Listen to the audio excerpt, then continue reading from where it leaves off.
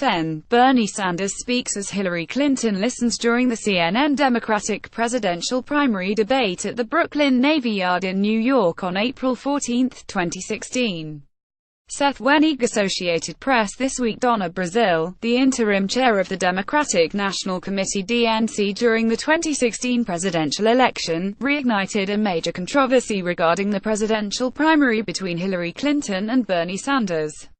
In an excerpt from her forthcoming book, Brazile argues that the DNC provided the Clinton campaign with control over important decisions in exchange for financial support. In response, a number of political actors, including Sen. Elizabeth Warren D. Mass, and President Trump, have argued that this proves that the DNC rigged the primary process against Sanders. In reality, the situation is considerably more complex. Brazile's claims show that two things are true. First, the DNC preferred Clinton over Sanders, and provided her campaign with power over the committee in exchange for financial support. Second, while the DNC preferred Clinton, this may have had little impact on the actual outcome of the primaries. What does Brazile claim after becoming interim chair? Brazile promised Sanders that she would investigate the relations between the DNC and the Clinton campaign during the primary process. In doing so, Brazile found a document that she describes as a cancer inside the DNC, and which she presents as smoking gun evidence of Clinton's control over the committee. Under Brazile's predecessor, Debbie Wasserman Schultz, the DNC had agreed to form a shared fundraising committee with the Clinton campaign in summer 2015.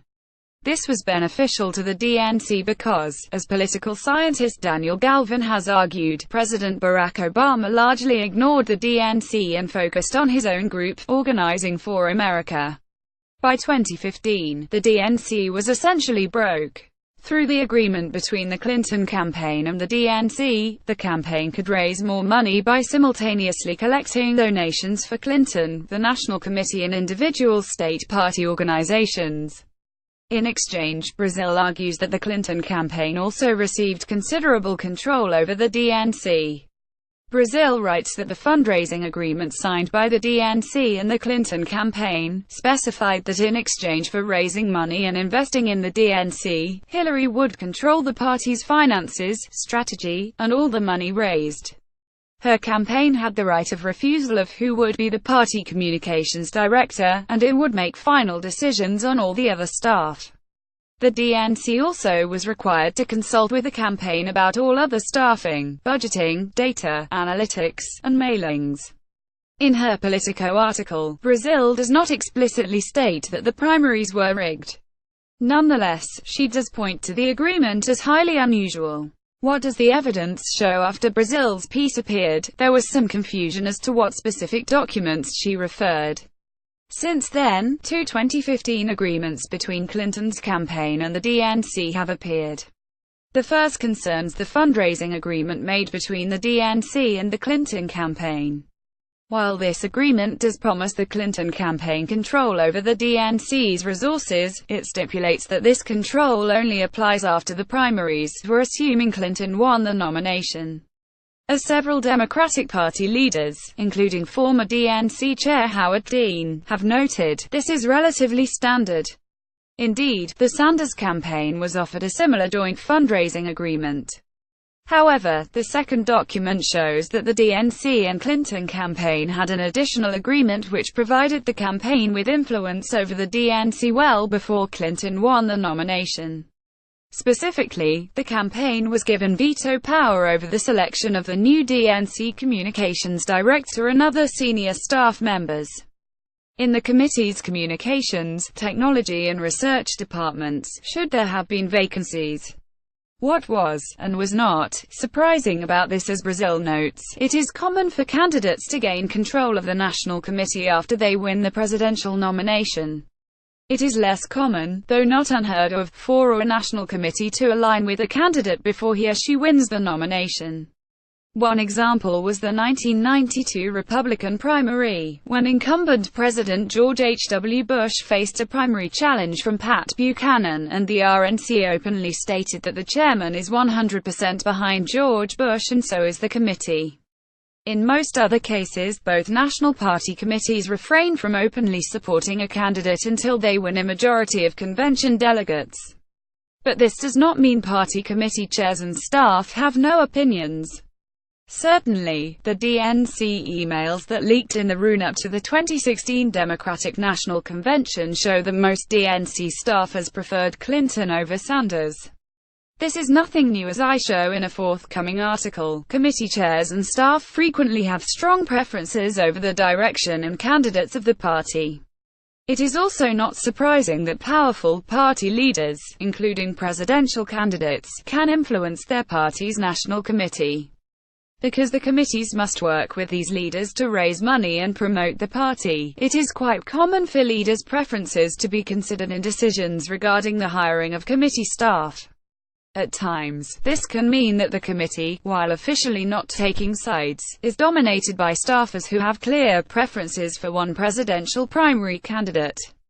For example, Brazil states that as Al Gore's campaign manager, she did not start inserting staff into the DNC until June 2000.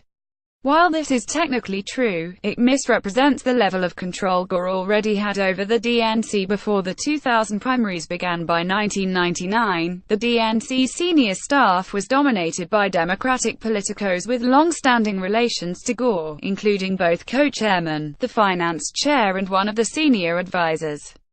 Thus, while the DNC did not endorse Gore, it clearly preferred him in the 2000 primaries. Given Clinton's standing as the favorite to win the Democratic nomination, and her longtime role in the party, it is not surprising that her preferences were incorporated in the DNC's decision-making processes.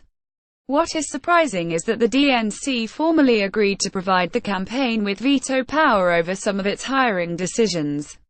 This doesn't mean the 2016 primaries were rigged against Sanders. Throughout the primary process, the Sanders campaign made several complaints about how the DNC disadvantaged them on some issues, such as the timing of some of the primary contests, or the way delegates were divided over the states. Clinton probably received some benefits. However, as political scientist Josh Putnam has noted, these rules were decided in 2014, well before anyone expected a Clinton-Sanders primary contest. Other complaints may be more valid. For example, the Sanders campaign pointed to the timing of the DNC-organized primary debates, which frequently occurred at times where a small audience was likely to tune in. It is possible that some of these decisions were made by Clinton-approved DNC staffers. If the DNC made these calls with the intention of shortening the primary campaign process, it might have limited the Sanders campaign's ability to reach new voters.